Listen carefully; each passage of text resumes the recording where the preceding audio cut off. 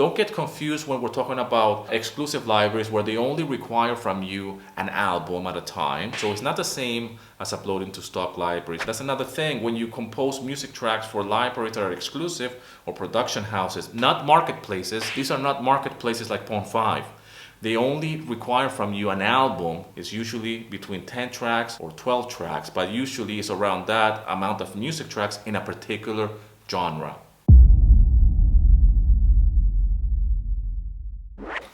Hello friend, Daniel here with StockMusicLicensing.com, bringing you the best tips and strategies for selling your music on royalty-free libraries. Here I have another question. I hope I can answer this one very well. It says, sorry to add to the mountain of questions. I really appreciate you saying that. I've heard some library composers talk about making albums of music, pushing those instead of one-offs. If you have any experience / opinions on that, I would love to hear about it. Thank you.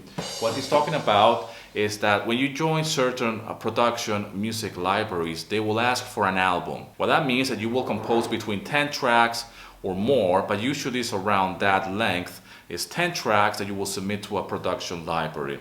When it comes down to stock music libraries, you don't compose albums. You just compose individual music tracks and you upload them to your catalog. And here is the difference between a production library where they only require from you 10 tracks, which will be called an album, instead of composing music for stock libraries. Stock libraries, you could compose a music track today, upload it tomorrow, and then the next day keep uploading as much as you want or as many tracks as you want in different genres.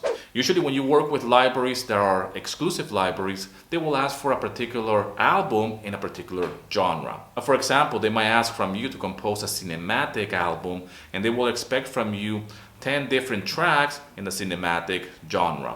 There is a big difference between submitting an album to an exclusive library and just composing music tracks for stock libraries. Stock libraries, you don't need to put 10 tracks together and upload them. They're going to be just individual files that are going to be selling on your catalog or on your portfolio online. What you can do after those music tracks are online on your catalog, different libraries have different ways of packaging them up all together. Some of them use words like collections or groups of tracks that are in the same genre, and that's just a way of keeping yourself organized inside the library. So when the client goes to your profile, they see that you compose in a style that could be cinematic or could be pop rock, or you have tracks that are maybe a hip hop. So regardless of the genre that you have, you probably have them in some kind of collection.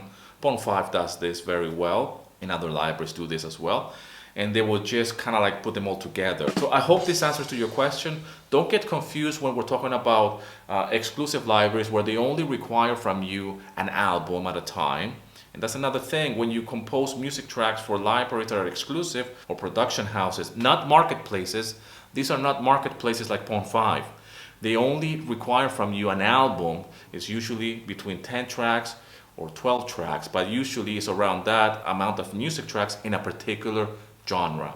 When that album is being submitted to them, that's it. Usually you don't submit again the next day another album of whatever music tracks you have.